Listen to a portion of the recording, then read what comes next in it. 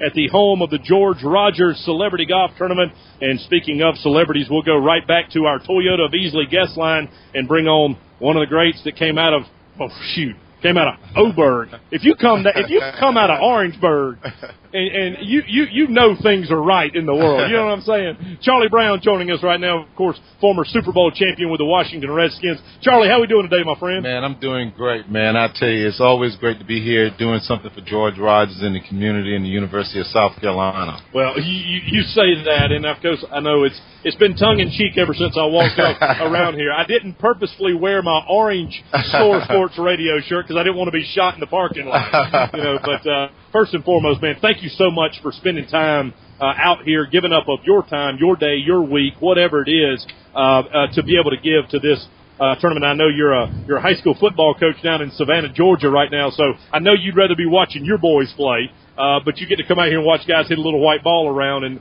enjoy it. But I know that you understand what it's like for those first-generation kids to be able to go and get an education and go to school. Oh, absolutely, because, they're underprivileged and they just don't have an opportunity to do things that, normal teenagers or kids or youth would do.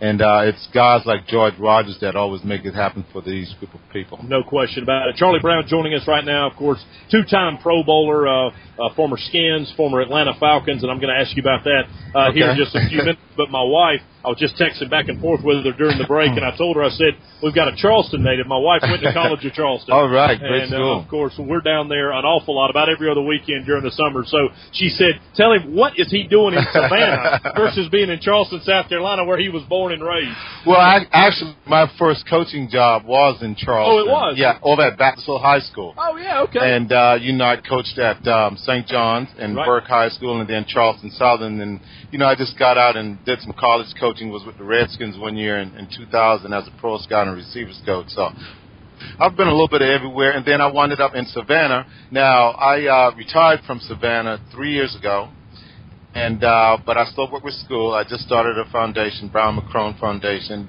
targeting underprivileged kids.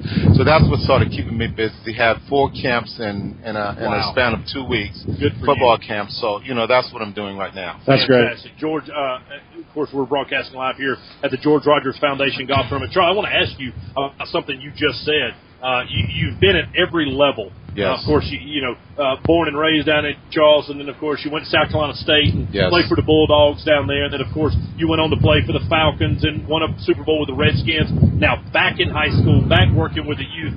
What is it like for the game of football to transcend all those different generations? From the kid that's 8 years old and doesn't know which side of the, which way to put his shoulder pads on, all the way from you being a Pro Bowler in the NFL and all points in between. What's it like for you teaching all those different generations? Well, I mean, it's a dream come true for me because actually, other than my goal as being a professional football player, I've always wanted to be a high school coach and a high school teacher and educate. So, I mean, I got to fulfill both of my goals.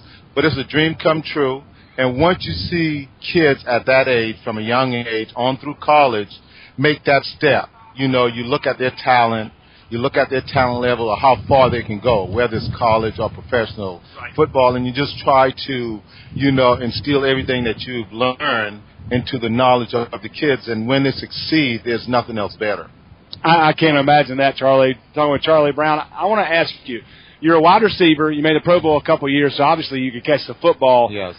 Tell me about today's NFL. They're throwing the ball around all over the place. It's now a passing league instead of a running league. Do you wish you were born a little bit later, a couple of decades later?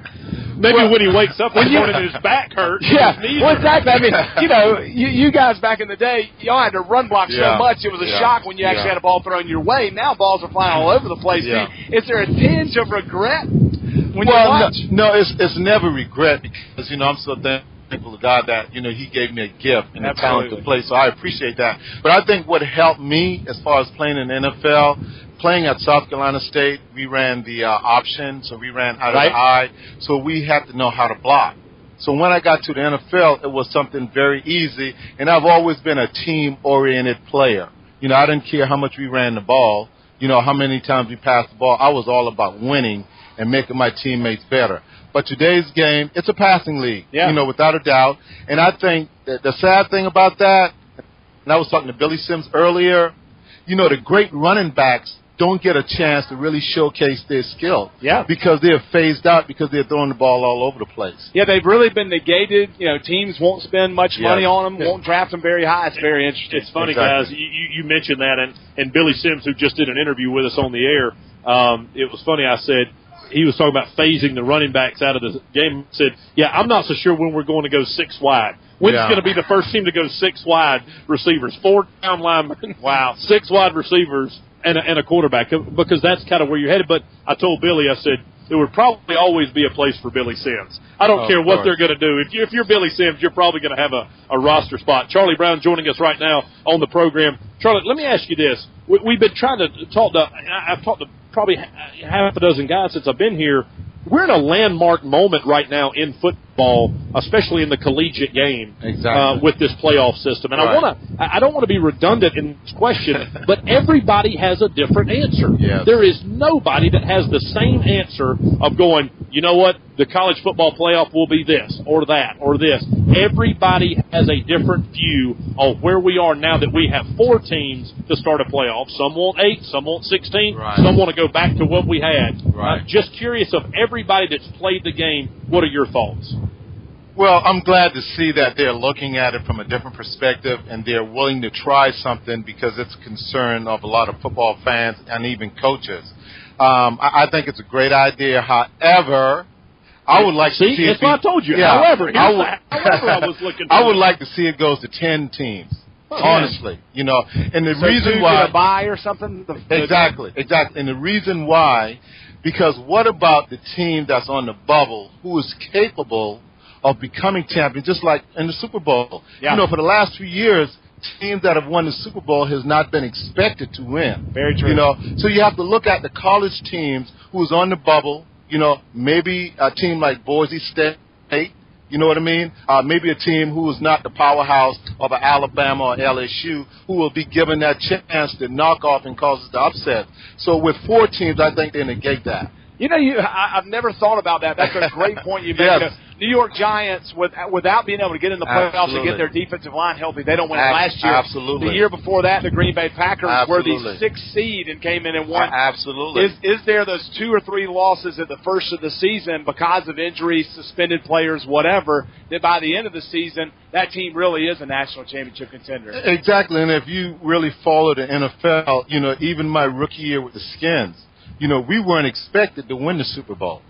They had already crowned the Cowboys of all people. Of course. If you want to crown them, crown them. If they are who we thought they were. So, we were given a chance through a playoff system, to really showcase our talent. And, Joe Gibbs did an excellent job. But, I would like to see 10 teams in the college ranks, in a playoff series. One other question. This was actually just emailed to me from one of our listeners, so I want to go ahead and bring this up while you're on the air, because the wide receiver position, you guys have bullseyes on the side of both your helmets, a bullseye right in your chest, and this actually comes from it's actually a really, really good email I got from David. So, David, I want to give you credit for this. Is David listened to us down in Mount Pleasant, South Carolina. All right. David said, you guys just had a doctor on last week discussing concussions. What do some of the old school players think about all the new conversations about concussions? What about some of the things they used to do to those guys going across the middle back in the late 80s and the 90s, thus why we have the highlight films of today? Yeah. And that's a great question. David in Mount Pleasant, thank you very much for sending that in. Yeah, I'm right in the middle of that, as we speak. I think it's a serious issue.